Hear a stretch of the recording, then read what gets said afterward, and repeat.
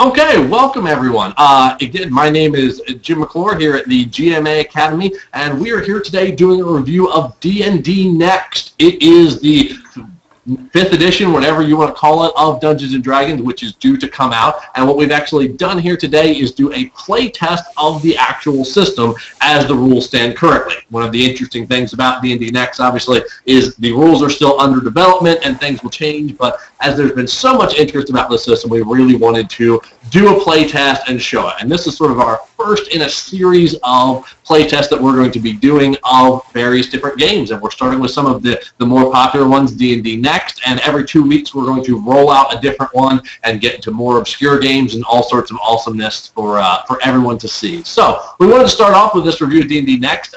Couple things about the system, and after this video we encourage you to check. We did a live hour-long play test of the system where you can see us using it in action. But I just wanted to point out a couple highlights.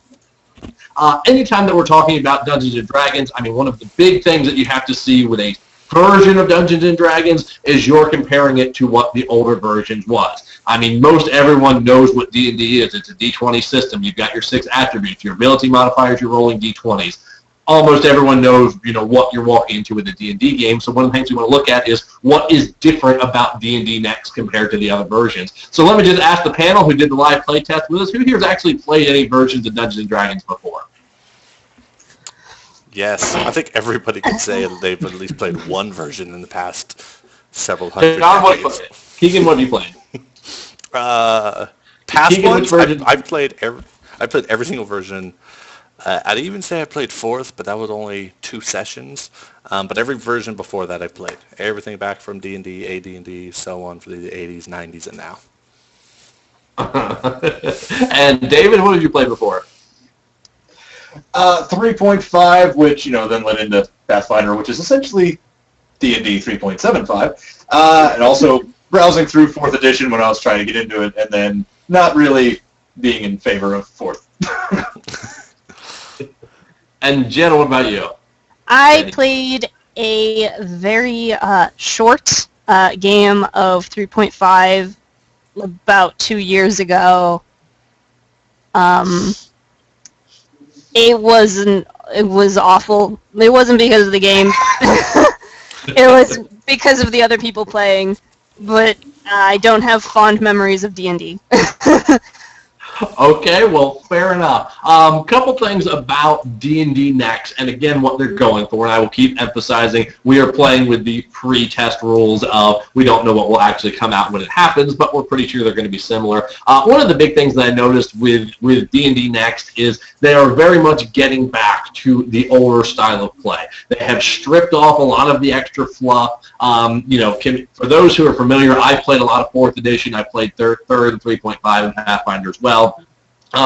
The 3rd and 3.5 are much similar to what D&D Next is, as opposed to 4th edition. There's no, for those who are familiar with 4th edition, the powers are stripped out. I mean, it would almost be unrecognizable to you, and it's a very, almost I want to say, a simplistic version, a straight to the point.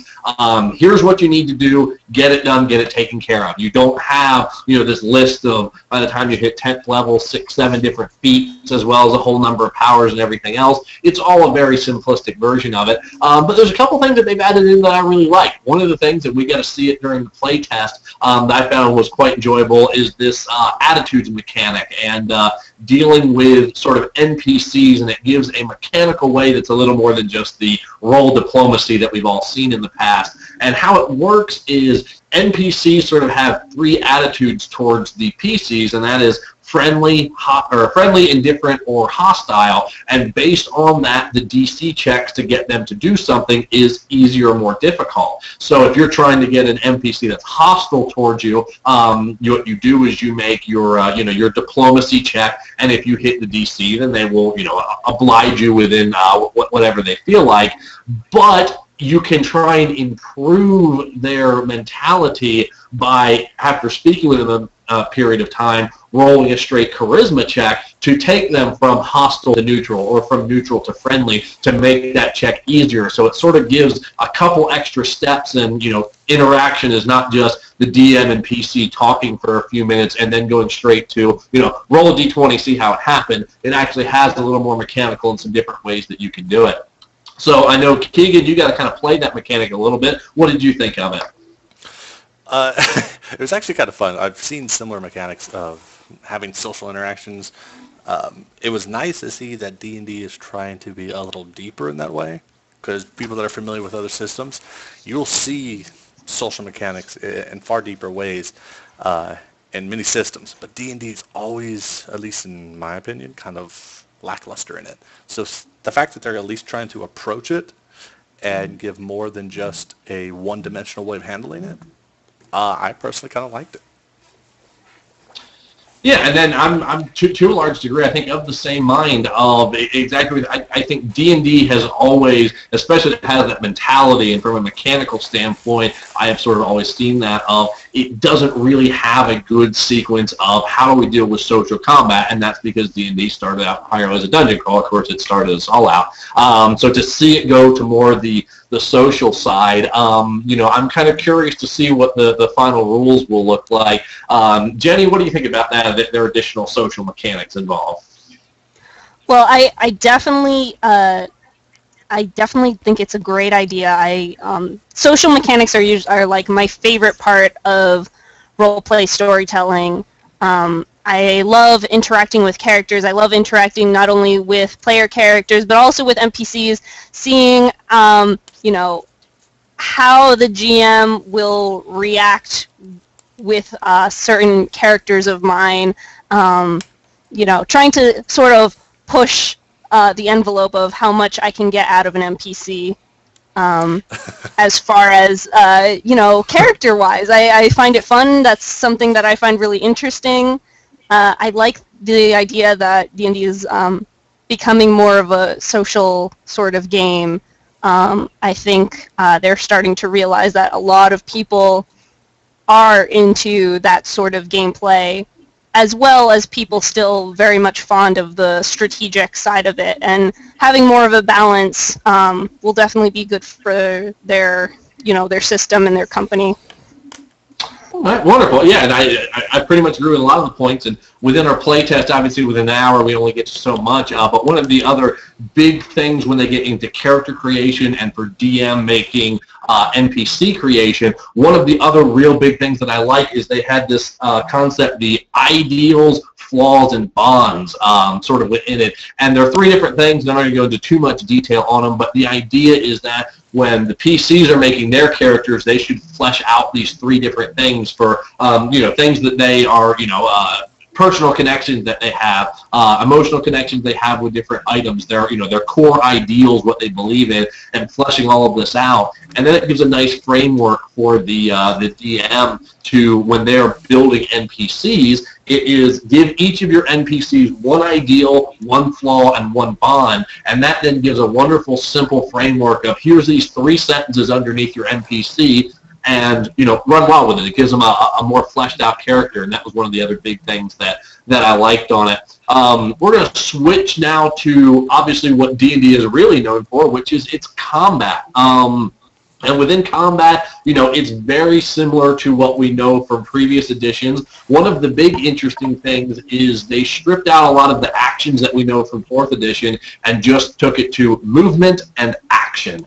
And movement, they're also going away from grid system to a degree. They still, by all means, incorporate grid, but all movements talked about in feet. It's no longer squares. And yes, you can make your squares your 5 feet, and they fix diagonal movement from what they did to it with 4th edition.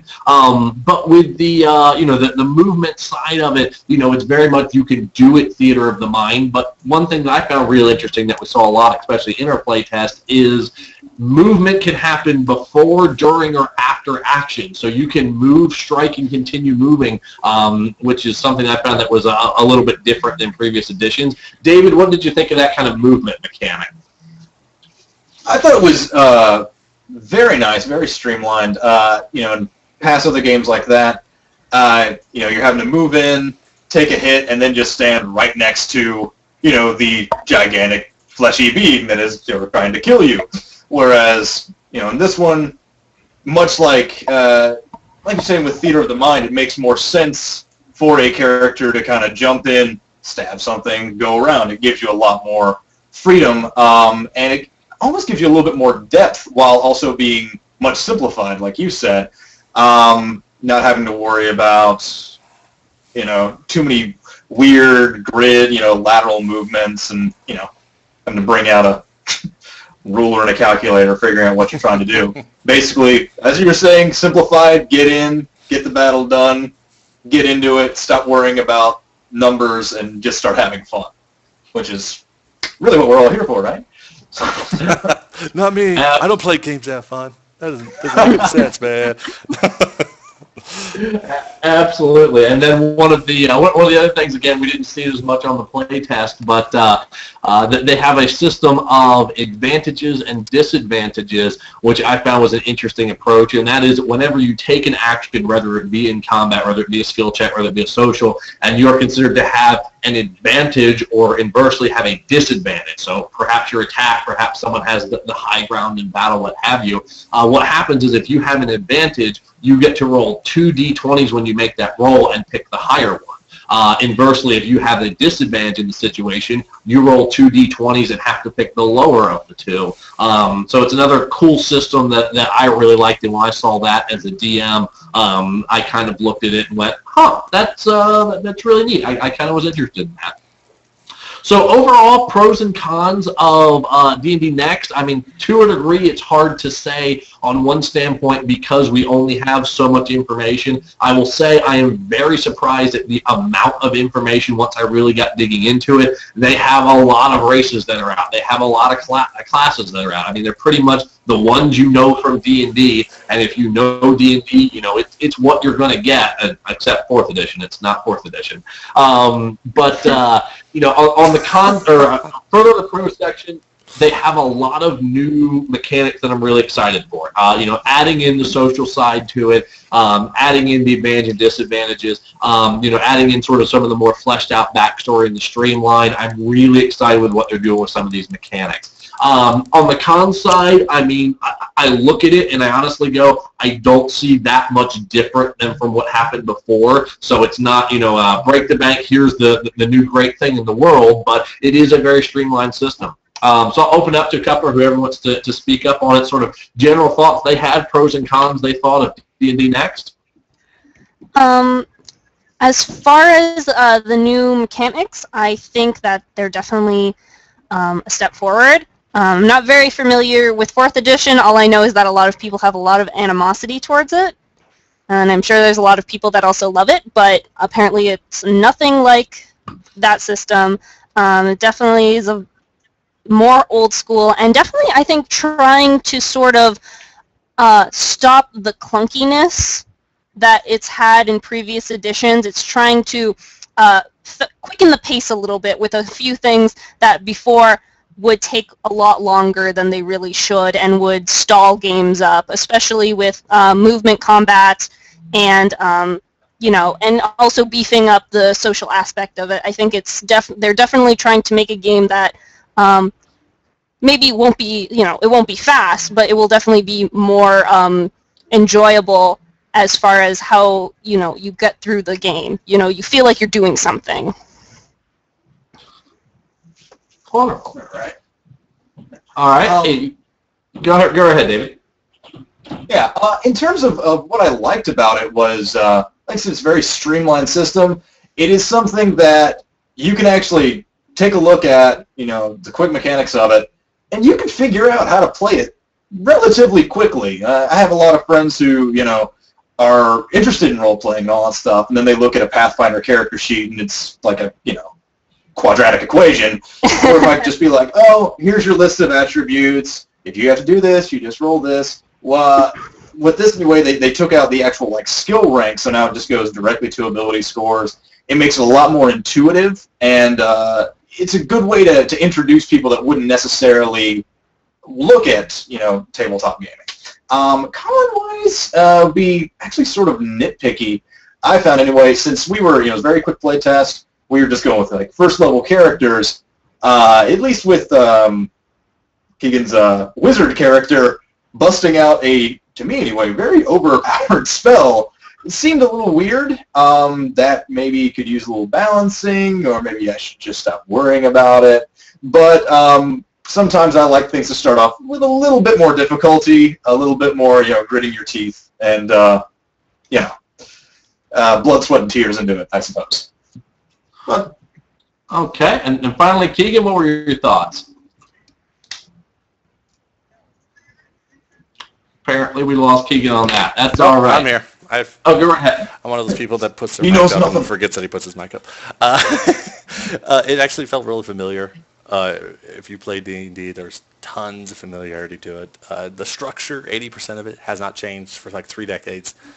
To compare it to 4th, I would say, yeah, there's people that are easily going to jump into it. Those that play Pathfinder and 3.5 are going to see similarities. I couldn't really find... I think if you like either one of those editions, you're still going to enjoy D&D Next, because it still has a lot of the familiarity, and they added, I guess, enough that it felt different. At this time, I think because it's so early, and maybe as more stuff comes out and we spend more time with it, I'll see more differences. But it didn't... if you played one of those other ones, this will feel familiar. It was really hard for me to say definitively the pros and cons. It's like if you like 4, you'll like it, and if you like Pathfinder, you'll enjoy it. And I walked away happy. Could I just add a little thing before we wrap up? Absolutely. I'm wondering how our audience is going to think of this, and because there wasn't a whole lot of information as far as the rules go, and obviously the game still needs a lot of fleshing out. Maybe in the comments below you guys can say whether or not maybe in a couple months or so we can come back to D&D Next and see if it's changed, see if it hasn't. I think that'd be kind of interesting. And Jenny, I think that's a great point. When it comes time for an actual full release, we are absolutely going to replay test it and see how our opinions change. So there we go. That is our review of D&D Next. Like I said, we had a lot of fun playing it. We encourage you very much to watch the live play test of us going through this system with our, I'm going to use the word unique characters. And by all means, this is going to become a regular segment here on the GM Academy, together with our workshops and our other videos that we're doing. We will be regularly doing these play tests, and the next one to come out we're going to be doing is Vampire the Masquerade. So we look forward to that. Hope to see you all in the next one. Bye. Peace out. Hey, time.